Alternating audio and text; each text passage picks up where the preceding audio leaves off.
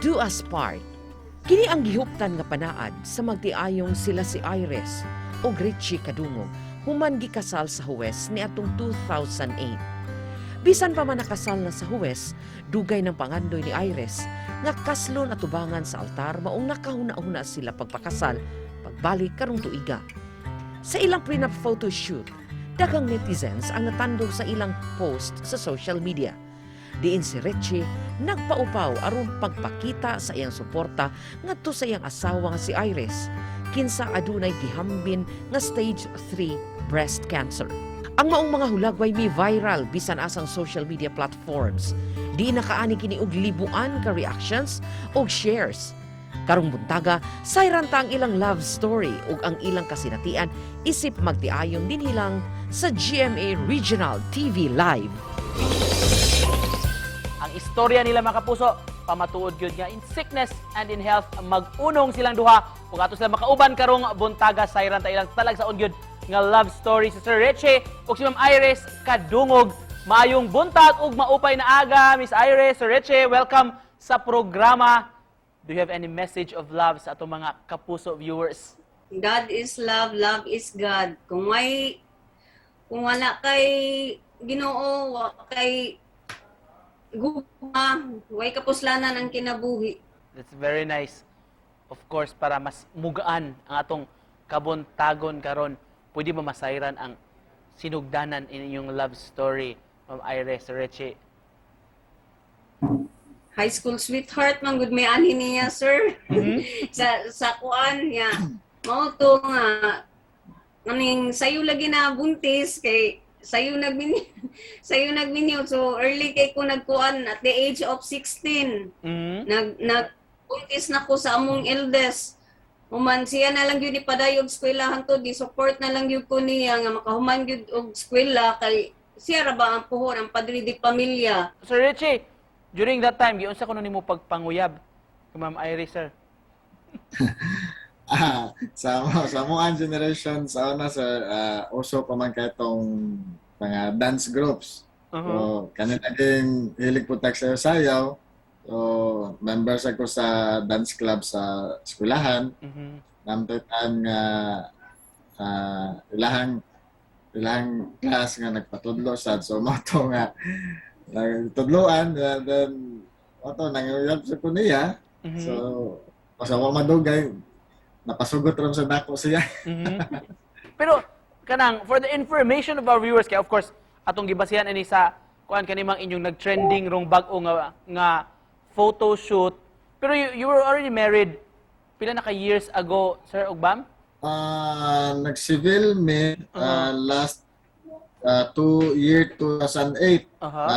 month of May. May 8 sa exact May 8, 2008. Let's talk about this inyong photo shoot nga way duda nag-viral gyud sa social media, nag-trending, daghan ang natandog sa istorya, sa konsepto.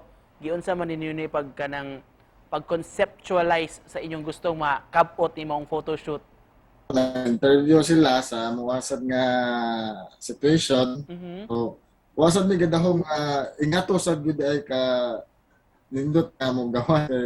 Actually pag prenup mura na kanang lang kanang Mura lang gadua-dua.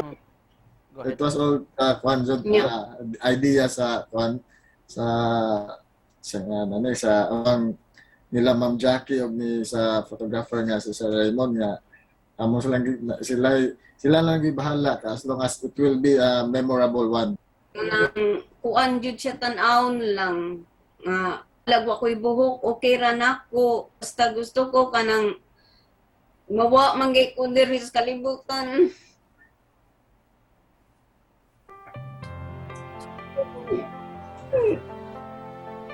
Gusto ko na inana katinood ang akong bibilin sa ilaha.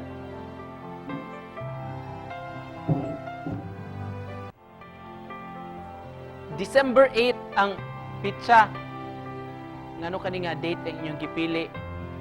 December 8, 2008, mauna na ang date na gisugot ko niya sa una pagtul namo. Then, pagtan sa kasal na mo, December 8 sa unta to, supposedly, then tanan simbahan amo ang naadto na inquiran, dili gyud sila mo cater og December 8 because it is Immaculate Conception siya. Nato isa ka simbahan, pag-inquire na mo, both December 18 and December 8 available gyud. Mao ra sad gyud available. So, ito mi sa December 8. Mura bitaw ka ng gituyo. Gituyog yun. Iya Yeah. yung gihatag. Alright, of course we know sa December 8 pag gid mahitabo ang inyong gipaabot na gid nato nga church wedding, pero mamahimo ba karong adlaw Ma'am Iris, Sir Richie, pwede ba mig makadungog sa inyong wedding vow o panaad ninyo sa usag-usa? Bisa magkinaunsa, basta kay buhi pa ko, timsog pa ko, napa ko'y kusog, naharad ko permi kanimo og sa tuang pamilya. Wala bitang panaad. Lamat. Ako mo saad yun ko, sir, nga pamatudan, anong mapamatudan sa akong mga anak nga ang tinuod nga gugma, naarag yun. Wow, thank you so much sa inyong pag-uban kanamo karong buntaga.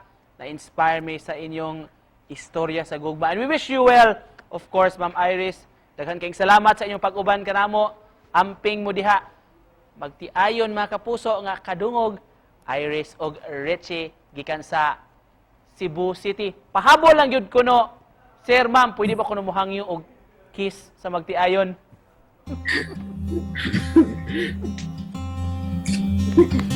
Wow, thank you so much sa pag-ubana mo rong buntaga o pag-inspire, pag-sabwag o gugma ning sayong kabuntagon. Thank you, Sir Richie, Ma'am Iris.